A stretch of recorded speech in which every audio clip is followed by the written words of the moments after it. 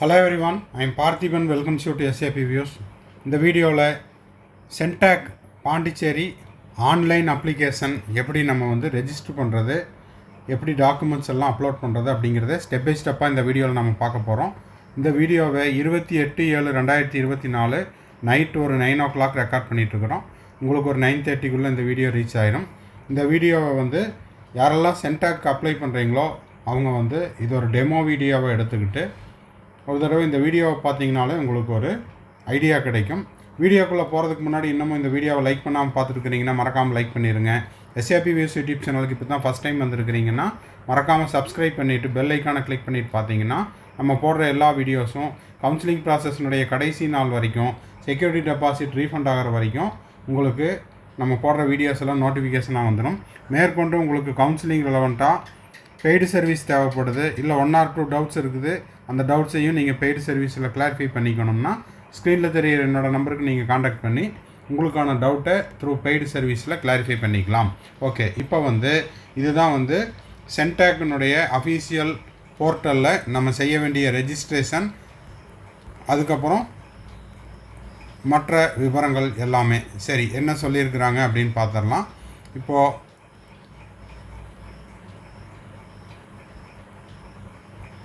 இதிலிருந்து உங்களுக்கு ஸ்டார்ட் ஆகுது. இப்போ பார்த்தீங்கன்னா சென்டாக்னுடைய அஃபீஷியல் வெப்சைட்டில் போனீங்கன்னா உங்களுக்கு ஃபஸ்ட்டு இந்த மாதிரியான ஒரு பேஜ் ஓப்பன் ஆகும். Registration for new candidate. அப்போது நம்ம நியூ கேண்டிடேட் தான், அதனால் இங்கே போயிட்டு ரெஜிஸ்ட்ரேஷன் அப்படிங்கிற இடத்துல நீங்கள் கிளிக் பண்ணணும். ஓகேங்களா? ஸ்கிப் பண்ணாமல் கடைசி வரைக்கும் பார்த்தீங்கன்னா எந்த விதமான மிஸ்டேக் இல்லாமல் செய்யலாம். ரெஜிஸ்ட்ரேஷன் ஃபார் நியூ கேண்டிடேட்டுங்கிற இடத்துல ப்ளூ கலரில் இருக்கிற ரெஜிஸ்ட்ரேஷனை கிளிக் பண்ணுங்கள். அதை கிளிக் பண்ணிட்டீங்க அப்படின்னா அதன் பிறகு இந்த மாதிரி பேஜ் ஓப்பன் ஆகும். இதில் உங்களுடைய பேரை கொடுக்கணும், உங்களுடைய மெயில் ஐடியை கொடுக்கணும், பாஸ்வேர்டு. இந்த மெயில் ஐடி அப்படிங்கிறது நீங்கள் என்டிஏக்கு நீட் எக்ஸாம் எழுதும்போது கொடுத்த மெயில் ஐடி கொடுத்தீங்கன்னா உங்களுக்கு ஆல்ரெடி ரெஜிஸ்டர் மெயில் ஐடிங்கிறனால அக்செப்ட் பண்ணிக்கும். இப்போ நியூ மெயில் ஐடி அது இல்லை அப்படின்னா மட்டும் நியூ மெயில் ஐடி கொடுங்க. அப்புறம் பாஸ்வேர்டு க்ரியேட் பண்ணிக்கோங்க, கன்ஃபார்ம் பாஸ்வேர்டு கொடுங்க, ஃபாதர்ஸ் நேம் இது எல்லாமே as per the HSC mark sheet கொடுங்க.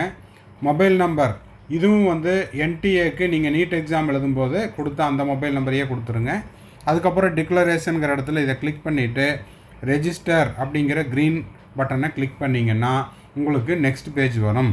இந்த நெக்ஸ்ட் பேஜில் இப்போ நம்ம இருக்கிற இந்த பேஜ் யூசர் ரெஜிஸ்ட்ரேஷன், உங்கள் பேர், உங்களுடைய mail ID, password, father's name, mobile number, confirm password, அதுக்கப்புறம் டிக்ளரேஷனில் கிளிக் பண்ணிங்கன்னா இந்த இடத்துல ரெஜிஸ்டர் அப்படிங்கிற அந்த க்ரீன் கலர் பாக்ஸ் இருக்கும், அதை கிளிக் பண்ணணும். அதை கிளிக் பண்ணினதுக்கப்புறம் உங்களுடைய மெயில் ஐடிக்கு உங்களுடைய மொபைலுக்கு ஒரு எஸ்எம்எஸ் வரும். அந்த ஓடிபியை இங்கே கிளிக் பண்ணுங்கள். ஓடிபியை டைப் பண்ணிவிட்டு அதை வெரிஃபை கொடுங்க, ஓடிபி வெரிஃபை கொடுங்க. ஓடிபி வெரிஃபை கொடுத்ததுக்கப்புறம் உங்களுக்கு நெக்ஸ்ட்டு இந்த மாதிரி ஒரு பேஜ் வரும். அதில் பார்த்தீங்கன்னா registered successfully, your registered data stored successfully, login and continue. அப்போது ரெஜிஸ்ட்ரேஷன் கம்ப்ளீட் ஆகிடுச்சு, அதை கொடுத்துட்டு லாகின் கொடுத்துருங்க. இப்போது இந்த மாதிரி மறுபடியும் ஒரு பேஜ் வரும். இப்போ இந்த இடத்துல நீங்கள் முதல்ல நியூ கேண்டிடேட்டாக இருந்தீங்க, இப்போ ரெஜிஸ்ட்ரேஷன் கம்ப்ளீட் ஆகிடுச்சு, அப்போ you are the registered candidate. உங்களுடைய மெயில் ஐடியும் என்டர் பாஸ்வேர்டையும் கொடுத்து லாகின் கொடுத்தீங்கன்னா நெக்ஸ்ட் பேஜு இந்த மாதிரி வரும். ஓகேங்களா? இதில் மறுபடியும் உங்களுக்கு மெயிலுக்கு ஒரு ஓடிபி வரும், மெயில் ஐடிக்கு ஒரு ஓடிபி வரும். அந்த ஓடிபியை இங்கே டைப் பண்ணி சப்மிட் கொடுத்துருங்க. சப்மிட் கொடுத்தீங்கன்னா application data once submitted cannot be changed, so fill the details carefully அப்படிங்கிற ஒரு அலர்ட் மெசேஜ் வரும். அதனால் நம்ம கொடுக்குற டேட்டா எல்லாத்தையுமே தப்பில்லாமல் பொறுமையாக செய்யணும். ஒன்ஸ் சப்மிட் கொடுத்துட்டோம்னா அதை எடிட் பண்ண முடியாது அப்படின்னு சொல்லியிருக்காங்க. அதனால் ஒவ்வொரு ஸ்டேஜாக பொறுமையாக தப்பில்லாமல் பண்ணுங்கள். சரி, இப்போ இதில் பார்த்தீங்கன்னா உங்களுக்கு name of the candidate type பண்ணிக்கோங்க as per the HSC mark sheet. அதன் பிறகு மதர்ஸ் நேம் அதுவும் உங்களுக்கு நீட் ஸ்கோர் கார்டில் இருக்கும், இல்லைன்னா ஹையர் செகண்டரி மார்க் ஷீட்டில் இருக்கும். அப்புறம் ஜெண்டர் மேலா ஃபீமேலான்னு போட்டுக்குங்க.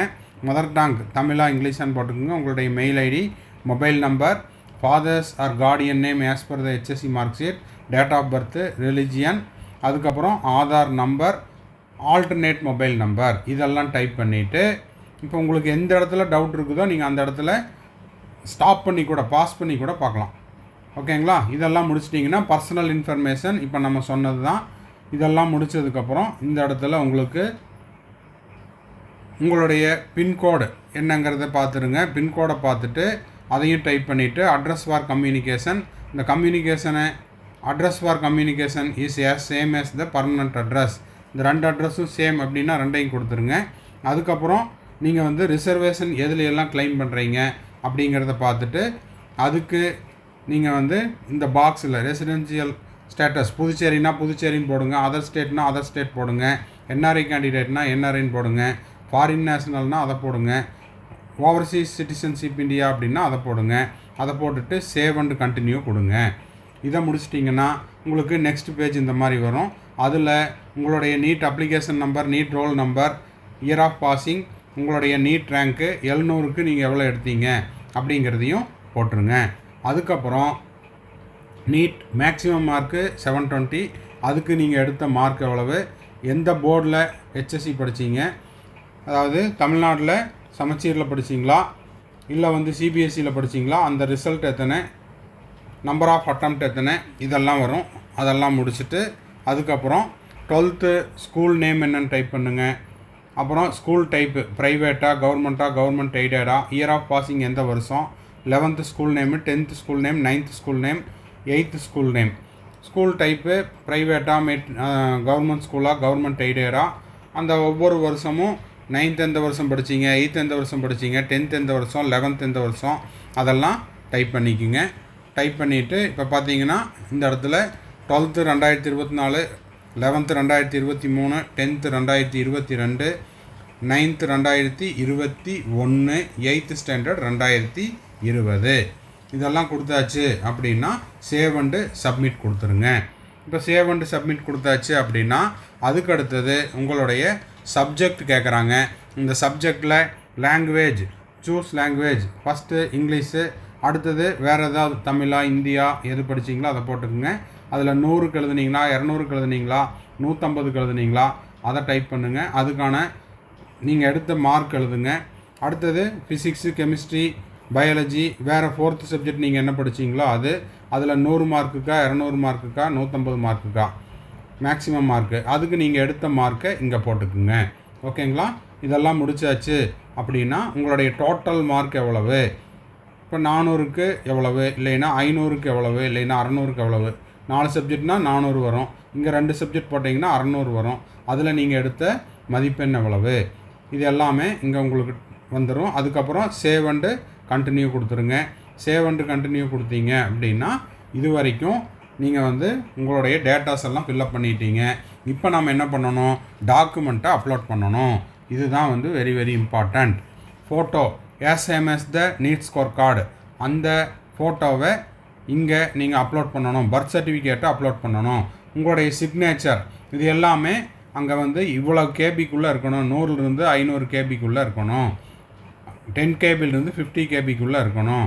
அப்போது அந்த கேபிக்குள்ளே நீங்கள் இமேஜஸ் எடுத்துகிட்டு அதுக்கப்புறம் இங்கே அப்லோட் பண்ணுற மாதிரி இருக்கும். Higher secondary mark sheet, transfer certificate, 10th mark sheet, NEET score card, passport, இதெல்லாம் வந்து என்ஆர்ஐ கேண்டிடேட்டாக இருந்தால் வேலிடு ரெசிடென்ஸ் விசா, அதுக்கப்புறம் எம்பசி சர்டிஃபிகேட்டு, இதெல்லாம் வந்து என்ஆர்ஐ கேண்டிடேட்டாக இருந்தால் இதெல்லாம் சப்மிட் பண்ணணும். ஸோ இதுதான் வந்து ஃபஸ்ட்டு ஸ்டேஜு. இதுக்கப்புறம் இதை முடிச்சுட்டு பேமெண்ட், ரெஜிஸ்ட்ரேஷன் இது ஏதாவது இருந்ததுன்னா அது நீங்கள் கட்டுற மாதிரி இருக்கும். ஸோ இதுதான் வந்து சென்டாக்குக்கான online application step by step demo video. ஓகேங்களா? இந்த வீடியோ உங்களுக்கு யூஸ்ஃபுல்லாக இருந்துச்சுன்னா மறக்காமல் லைக் பண்ணிவிட்டு, சப்ஸ்கிரைப் பண்ணாதவங்க சப்ஸ்கிரைப் பண்ணிவிட்டு, பெல் ஐக்கானை கிளிக் பண்ணாதவங்க பெல் ஐக்கானை கிளிக் பண்ணிவிட்டு பார்த்தீங்கன்னா நம்ம போடுற எல்லா வீடியோஸும் உங்களுக்கு நோட்டிஃபிகேஷனாக வந்துடும். இந்த வீடியோவை நீங்கள் பார்த்துட்டு உங்கள் friend circle, relative circle, neighbour சர்க்கிளில் யாரெல்லாம் நீட் ஆஸ்பிரன்ஸோ அவங்க பேரண்ட்ஸ் இருக்காங்களோ அவங்களுக்கு ஷேர் பண்ணுங்கள்.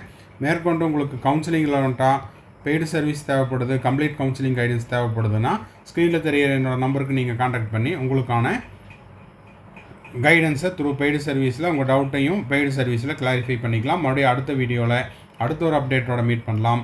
டில் தென், பாய், see you and have a nice day.